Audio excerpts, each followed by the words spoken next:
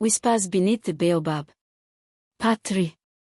Ndidi stood before the open trunk of the Baobab, her body stiff, her heartbeat sluggish. The air around her pulsed with something odd, older than language, older than death.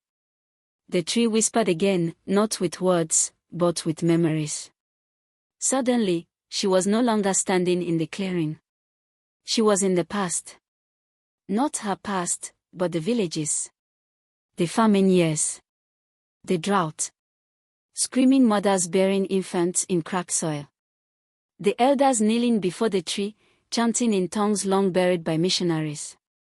She saw her grandmother, young, fierce, teeth clenched, stepping forward when the others bowed. "I will be the binder," her voice echoed. The Ndunu had no faces, only voices.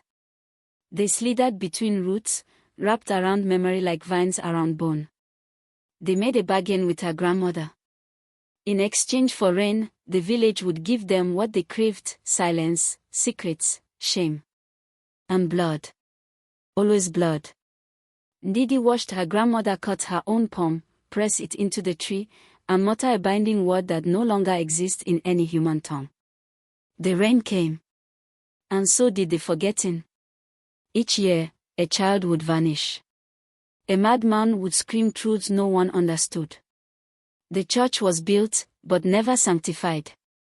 The whispers never ceased.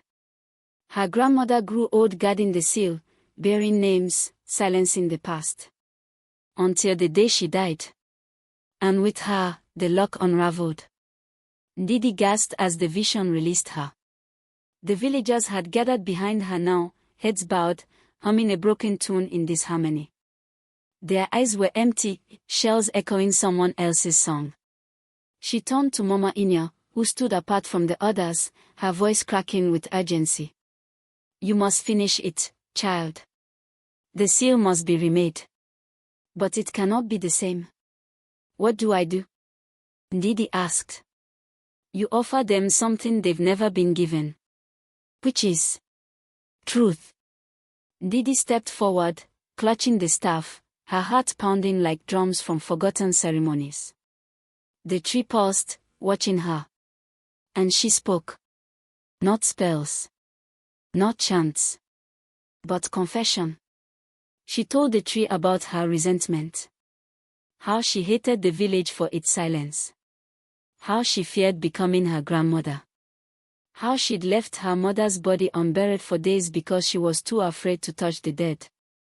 How she never really believed in anything, but now, standing before the living wound of history, she believed everything. As she spoke, the wind stilled. The humming stopped. The eyes in the tree closed. And then, the baobab split wide open. Inside was a tunnel of roots, pulsing, breathing, dark. At the end, a pit of bones and echoes. She stepped in. Inside, the air was thick with memory. Her own thoughts were no longer hers alone. She heard the regrets of 100 generations, the screams swallowed by time, the laughter erased by trauma, the secrets buried so deeply they grew into monsters. In the center, she found a root heart, massive and still beating. Tendrils of red soil pulsed with forgotten sins. She raised the staff and God, but they crumbled into ash. Only her voice remained. She knelt, pressed her palm to the root, and whispered one final thing. "I remember. And I forgive." The root shrieked. Not in anger. But in release. The baobab groaned above, and light, soft, golden, poured into the pit from a crack in the sky. The Ndunu fled. Not destroyed, but dispersed, scattered by truth they could not consume. Ndidi emerged at dawn, alone. The villagers awoke from their trance, blinking in confusion. The whispers had stopped. The tree, once twisted and monstrous, now stood still, silent, heavy with memory, but no longer hungry. Mama Inya wept softly and held her close. "You broke the cycle," she whispered. "No," Ndidi replied, staring at the horizon. "I simply remembered what we were too afraid to face." Like, share, and follow for part 4.